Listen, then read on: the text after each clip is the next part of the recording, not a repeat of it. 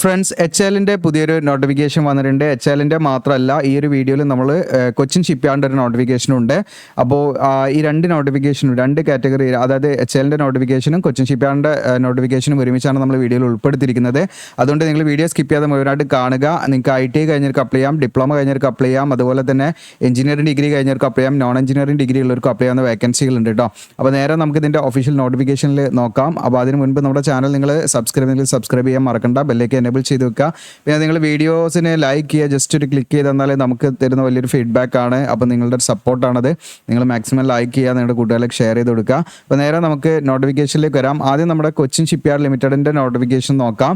അതിനുശേഷം നമുക്ക് എച്ച് എല്ലിൻ്റെ നോട്ടിഫിക്കേഷൻ നോക്കാം കേട്ടോ. എച്ച് എല്ലിൽ നിങ്ങൾക്ക് വിവിധ വേക്കൻസികൾ അതിലുണ്ട്. അപ്പോൾ കൊച്ചിൻ ഷിപ്പ്യാർഡിൻ്റെ നോട്ടിഫിക്കേഷനിൽ നിങ്ങൾക്ക് ഇവിടെ കാണാം. ആദ്യത്തെ നമ്മൾ നോക്കുന്നത് മെയ് 11 നോട്ടിഫിക്കേഷൻ പബ്ലിഷ് ചെയ്തിരിക്കുന്നത്. ഇത് ഉടുപ്പി കൊച്ചിൻ ഷിപ്പ്യാർഡ് ലിമിറ്റഡ് ആണ് കേട്ടോ. ഓക്കെ, അപ്പോൾ ഇത് നമ്മുടെ കൊച്ചിൻ ഷിപ്പ്യാർഡ് ലിമിറ്റഡിൻ്റെ തന്നെ ഒരു സബ്സിഡറി കമ്പനിയാണ് ഈ പറയുന്ന ഉടുപ്പി കൊച്ചിൻ ഷിപ്പ്യാർഡ് ലിമിറ്റഡ് എന്ന് പറയുന്നത്. അപ്പോൾ ഇതിലേക്ക് നിങ്ങൾക്ക് കോൺട്രാക്ട് ബേസിലാണ് വിളിച്ചിരിക്കുന്നത്. കരാർ അടിസ്ഥാനത്തിലാണ് 5 വർഷത്തേക്ക് വരെ നിങ്ങൾക്ക് ഇതിലേക്ക് തുടരാൻ പറ്റും. അപ്പോൾ ഇതിൽ വിളിച്ചിരിക്കുന്നത് അസിസ്റ്റൻറ്റ് മാനേജർ ഇലക്ട്രിക്കൽ ആണ്. അപ്പോൾ ഇവിടെ എക്സ്പീരിയൻസ് പറയുന്നുണ്ടെങ്കിലും നിങ്ങൾക്ക് അപ്രന്റീഷിപ്പ് ചെയ്തിട്ടുണ്ടെങ്കിൽ അതും എക്സ്പീരിയൻസ് ആയിട്ട് പരിഗണിക്കും കേട്ടോ. അത് ഞാൻ അതിൻ്റെ ഡീറ്റെയിൽ ആയിട്ട് കാര്യങ്ങൾ പറഞ്ഞുതരാം. അപ്പോൾ എന്തുകൊണ്ട് നമ്മൾ അപ്രന്റീഷിപ്പ് ചെയ്യണം എന്നുള്ള കാര്യങ്ങളും പാടെ ഇതിൽ നിന്നൊക്കെ നമുക്ക് ഉൾക്കൊള്ളാൻ പറ്റും. കാരണം ഇത്തരം വേക്കൻസികളൊക്കെ വരുന്ന സമയത്ത് നമ്മൾ ഫ്രഷറായിട്ട് ഇരിക്കുകയാണെങ്കിൽ അങ്ങനെ ഇരിക്കലുണ്ടാവുള്ളൂ.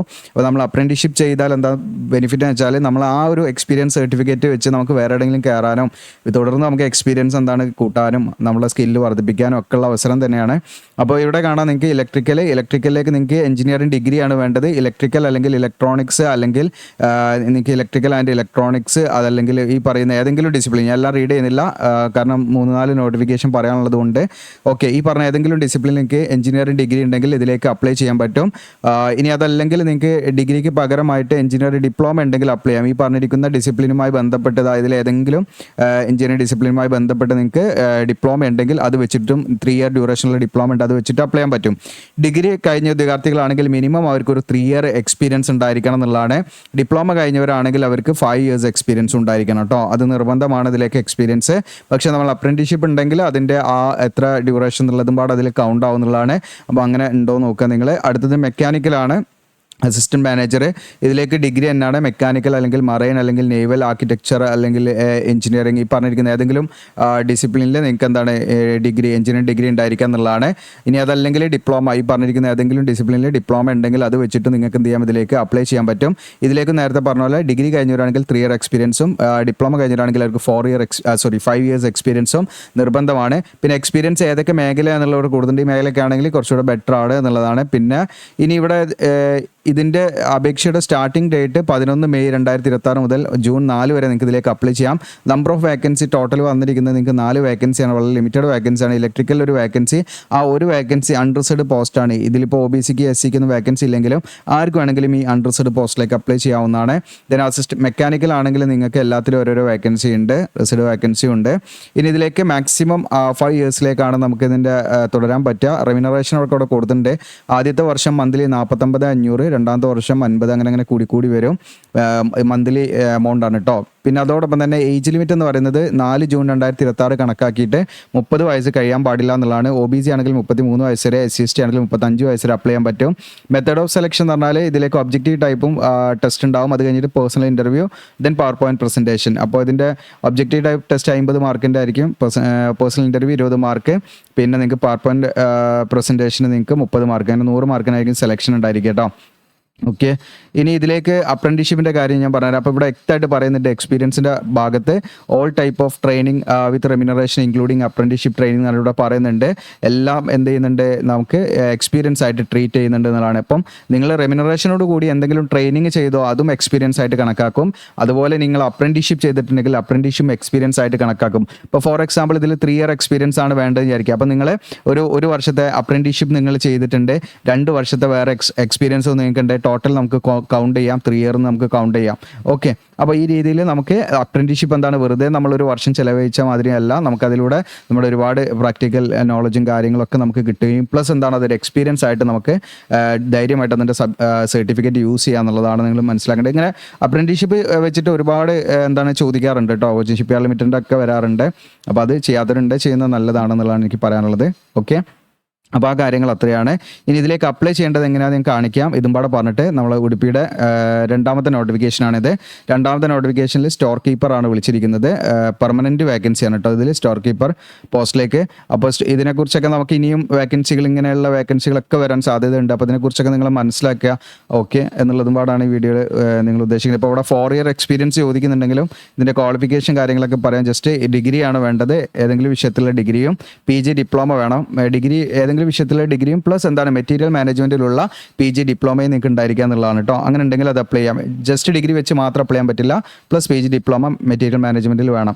ഇനി അതല്ലെങ്കിൽ നിങ്ങൾക്ക് 3 ഇയർ ഡ്യൂറേഷനുള്ള എഞ്ചിനീയറിംഗ് ഡിപ്ലോമ, ഈ പറഞ്ഞിരിക്കുന്ന മെക്കാനിക്കൽ അല്ലെങ്കിൽ ഇലക്ട്രിക്കൽ അല്ലെങ്കിൽ ഈ പറഞ്ഞിരിക്കുന്ന ഇലക്ട്രോണിക്സ് അല്ലെങ്കിൽ മെക്കട്രോണിക്സ് അല്ലെങ്കിൽ മറൈൻ അല്ലെങ്കിൽ ഷിപ്പ് ബിൽഡിംഗ്, ഇതിലേതെങ്കിലും ഡിപ്ലോമ ഉണ്ടെങ്കിൽ അത് വെച്ചിട്ട് അപ്ലൈ ചെയ്യാൻ പറ്റും. 4 ഇയേഴ്സ് എക്സ്പീരിയൻസ് നിങ്ങൾക്ക് നിർബന്ധമാണ് ഇതിലേക്ക് അപ്ലൈ ചെയ്യാനെന്നുള്ളതാണ്. ഓക്കെ, ഇവിടെയും നിങ്ങൾക്ക് എന്താണ് അപ്രന്റീഷിപ്പ് ഉണ്ടെങ്കിൽ അത് എക്സ്പീരിയൻസ് ആയിട്ട് കൗണ്ട് ചെയ്യും കേട്ടോ. ഓക്കെ, എത്ര ഇയേഴ്സ് അപ്രന്റീഷിപ്പ് നിങ്ങൾ ചെയ്തിട്ടുണ്ടോ അത്ര ഇയേഴ്സ് അത് കൗണ്ട് ചെയ്യും. ബാക്കി പിന്നെ നിങ്ങൾക്ക് വേറെ എക്സ്പീരിയൻസ് ഉണ്ട്, അതും പാടെ കൗണ്ട് ചെയ്തിട്ട് നിങ്ങൾക്ക് എന്ത് ചെയ്യാം അതിലേക്ക് അപ്ലൈ ചെയ്യാം.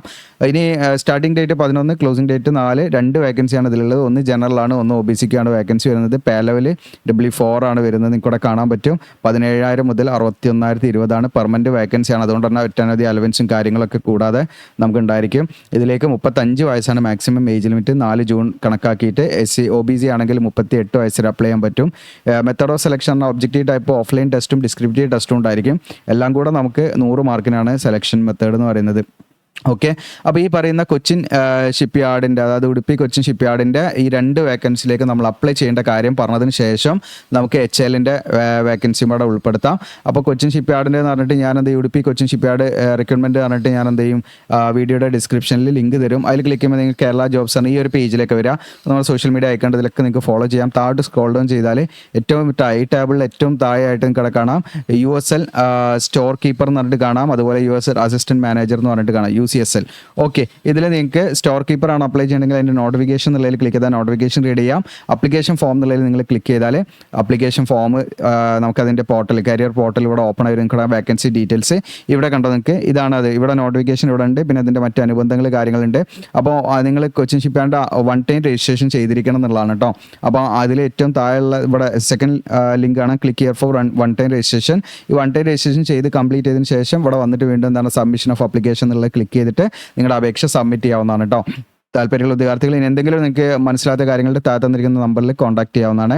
ഇനി ഇവിടെ അല്ലെങ്കിൽ കമൻ്റ് ആയിട്ട് രേഖപ്പെടുത്തുക. ഇനി അടുത്ത അസിസ്റ്റൻറ്റ് മാനേജറാണ്, ഇതുപോലെ തന്നെയാണ്. ഇവിടെ നോട്ടിഫിക്കേഷൻ റീഡ് ചെയ്യാം. അപ്ലിക്കേഷൻ ഫോം എന്നുള്ളതിൽ നിങ്ങൾ ക്ലിക്ക് ചെയ്യുകയാണെങ്കിൽ ഇതേപോലെ പേജിലേക്ക് വരും. ഇവിടെ കണ്ടോ നിങ്ങൾക്ക് click here four submission application, click here for 1 time registration. 1 time registration നമ്മൾ PSCയിലൊക്കെ ചെയ്യില്ലേ, അതുപോലെ കൊച്ചിൻ ഷിപ്പ് യാർഡ് ഇതിൽ നമ്മൾ ഒരു തവണ നമ്മൾ രജിസ്റ്റർ ചെയ്താൽ മതി. പിന്നീട് നമുക്ക് ആ ലോഗിൻ ക്രെഡൻഷ്യൽ യൂസ് ചെയ്തിട്ട് വീണ്ടും ലോഗിൻ ചെയ്തിട്ട് അപ്ലൈ ചെയ്യാൻ പറ്റും കേട്ടോ. അപ്പോൾ അതേപോലെ ചെയ്യാൻ വേണ്ടിയിട്ടാണ് 1 ടൈം രജിസ്ട്രേഷൻ ആദ്യം ക്ലിക്ക് ചെയ്യാം. ജസ്റ്റ് ഒന്ന് കാണിക്കാം. വീഡിയോയുടെ ലെങ്ത്ത് കൂടി പോകും, അതുകൊണ്ടാണ് നമ്മൾ കുറച്ച് 2 നോട്ടിഫിക്കേഷൻ ഇടുന്നുണ്ട്. അപ്പോൾ ഇതിൽ നമ്മളുടെ ഡീറ്റെയിൽസ് കൂടെ ഫില്ല് ചെയ്യുക. എന്നിട്ട് ഇവിടെ നിങ്ങൾക്ക് സബ്മിറ്റ് എന്നുള്ള ഇവിടെ തെളിഞ്ഞ് വരും. നമ്മൾ ഇതൊക്കെ ഫില്ല് ചെയ്ത് വരുമ്പോഴത്തേക്കും എന്നിട്ട് സബ്മിറ്റ് ചെയ്താൽ അവിടെ രജിസ്ട്രേഷൻ അവിടെ കാര്യങ്ങളൊക്കെ നടക്കും. പിന്നെ അതിലും നമ്മുടെ പ്രൊഫൈലൊക്കെ ഒന്ന് കംപ്ലീറ്റ് ഫില്ല് ചെയ്ത് കൊടുക്കുക എന്നുള്ളതാണ്. അത് കഴിഞ്ഞിട്ട് ഇവിടെ click here four submit application എന്ന് കൊടുക്കുക. അങ്ങനെ ചെയ്ത് കഴിഞ്ഞാൽ നിങ്ങൾക്ക് അവിടെ ലോഗിൻ ചെയ്യാനുള്ള ഓപ്ഷൻസ് വരും. ലോഗിൻ ചെയ്യുന്നതിന് മുൻപ് നിങ്ങൾക്ക് പോസ്റ്റ് ഏതൊക്കെയാണ് ഇവിടെ വേക്കൻസി ഉള്ളതെന്ന് വെച്ചാൽ നിങ്ങൾക്ക് അപ്പോൾ കോൺട്രാക്ട് ബേസിൽ നിന്നുള്ള സോർട്ടിംഗ് ഓപ്ഷൻ ഒക്കെ ഇവിടെ ഉണ്ട്. അപ്പോൾ ഞാൻ എല്ലാത്തിലും ഓൾ എന്നിട്ട് കൊടുത്താലും കുഴപ്പമൊന്നുമില്ല. എന്നിട്ട് ഇവിടെ സ്റ്റാർട്ട് എന്നുള്ളത് കൊടുക്കുക. അപ്പോൾ കംപ്ലീറ്റ് വേക്കൻസികൾ ഇവിടെ കാണിക്കും. ഓക്കെ, അപ്പോൾ ഇതിൽ നിങ്ങൾക്ക് നോക്കിയാൽ മതി. ആ സ്റ്റോർ കീപ്പർ ഇത് അവിടെ വന്നിട്ടുണ്ട്, അസിസ്റ്റൻറ്റ് മാനേജർ ഇവിടെ വന്നിട്ടുണ്ട്. ഓക്കെ, അപ്പോൾ ഇതിലൊക്കെ നിങ്ങൾക്ക് ക്ലിക്ക് ചെയ്തിട്ട് ഏതാണോ അപ്പോൾ അസിസ്റ്റൻറ്റ് മാനേജറാണ് ഞാൻ അത് ക്ലിക്ക് ചെയ്യുന്നു. ക്ലിക്ക് ചെയ്യുമ്പോൾ അതിൻ്റെ പോസ്റ്റ് PDF ഇവിടെ ഓപ്പൺ ആയി വരും. ഇതിന് ശേഷം നമ്മളിവിടെ അപ്ലൈ എന്നുള്ള ബട്ടൺ ഉണ്ട്, അപ്ലൈ എന്നുള്ള ക്ലിക്ക് ചെയ്യുക. അപ്ലൈ എന്നുള്ള ക്ലിക്ക് ചെയ്താൽ നമ്മുടെ യൂസർ ഐ ഡിയും പാസ്വേഡും നമ്മൾ രജിസ്റ്റർ ചെയ്ത യൂസർ ഐ ഡിയും പാസ്വേഡും കൊടുത്ത് ലോഗിൻ ചെയ്ത് ചെയ്യണം. നമ്മൾ ഓൺലൈനായിട്ട് ചെയ്യാൻ സഹായിക്കുന്നതാണ്. താഴെ തന്നിരിക്കുന്ന നമ്പറിൽ നിങ്ങൾക്ക് കോൺടാക്ട് ചെയ്യാവുന്നതാണ്. ഓക്കെ, എന്തെങ്കിലും ബുദ്ധിമുട്ടുകൾ ഉണ്ടെങ്കിൽ. ഇനി നമ്മൾ അടുത്തത് നോക്കുന്നത് HLൻ്റെതാണ് നോക്കുന്നത് കേട്ടോ. ഇതൊന്ന് ജസ്റ്റ് ക്ലോസ് ചെയ്യട്ടെ. കേരളത്തിൻ്റെ ഇനി നമ്മൾ HLൻ്റെതാണ് നോക്കുന്നത് കേട്ടോ. ഓക്കെ,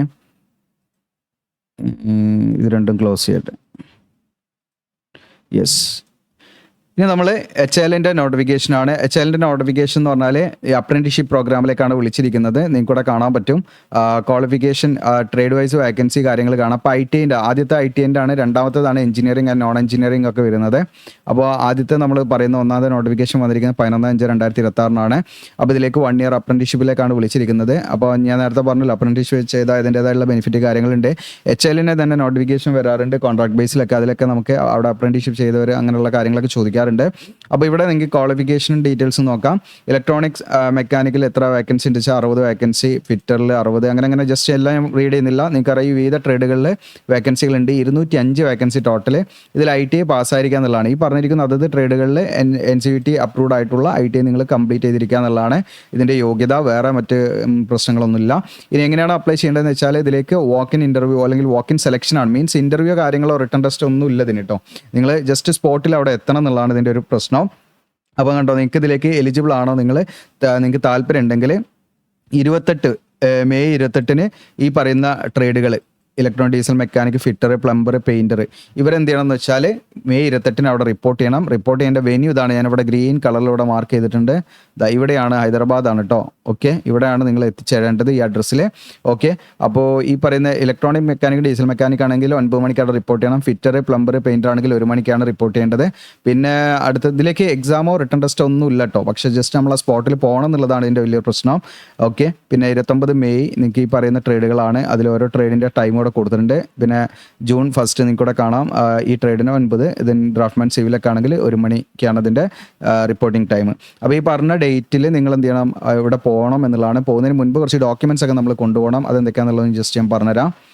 ഓക്കെ, ഇവിടെ നമുക്കാണ് ഡോക്യുമെൻറ്റ്സ്. വാക്കിൻ നമ്മൾ പോകുന്ന സമയത്ത് എന്തൊക്കെ ഡോക്യുമെൻറ്റ്സ് വേണമെന്ന് വെച്ചാൽ വെരിഫിക്കേഷന് വേണ്ടി ഒറിജിനൽ സർട്ടിഫിക്കറ്റ് വേണം. അതൊക്കെ ആധാർ കാർഡ് വേണം, SLC സർട്ടിഫിക്കറ്റ് വേണം, ITI മാർക്ക് ഷീറ്റ്, എല്ലാ സെമസ്റ്ററിൻ്റെയും അതിൻ്റെ സർട്ടിഫിക്കറ്റും വേണം. പിന്നെ ബർത്ത് സർട്ടിഫിക്കറ്റ് SSLCയിൽ നമ്മുടെ ഡേറ്റ് ഓഫ് മെൻഷൻ ചെയ്തിട്ടില്ലെങ്കിൽ മാത്രം ബർത്ത് സർട്ടിഫിക്കറ്റും മതി, അല്ലെങ്കിൽ ആവശ്യമില്ല.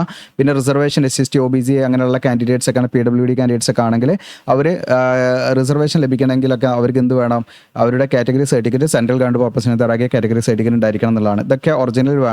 ഇനി അത് കൂടാതെ എന്തൊക്കെ നമ്മൾ അവിടെ സബ്മിറ്റ് ചെയ്യണം എന്നുള്ളതാണ്. ഡോക്യുമെന്റ്സ് എന്തൊക്കെ സബ്മിറ്റ് എന്ന് വെച്ചാൽ നമ്മളെല്ലാ ഡോക്യുമെന്റ്സ്, ഇപ്പോൾ മുകളിൽ പറഞ്ഞിരിക്കുന്ന ഡോക്യുമെന്റ്സിൻ്റെ ഒക്കെ ഫോട്ടോ കോപ്പി നമ്മൾ എന്തിനാണ് അവിടെ സബ്മിറ്റ് ചെയ്യണം. അതുപോലെ തന്നെ apprenticeship registration copy, apprentice registration copy എന്ന് പറഞ്ഞിട്ട് നമ്മൾ അപ്രന്റീസ്ഷിപ്പ് പോർട്ടലിൽ രജിസ്റ്റർ ചെയ്യണം. അതിൻ്റെ പ്രൊഫൈൽ നമ്മൾ എന്ത് ചെയ്യണം, പ്രിൻ്റ് എടുത്തിട്ട് നമ്മൾ അതവിടെ സബ്മിറ്റ് ചെയ്യണം.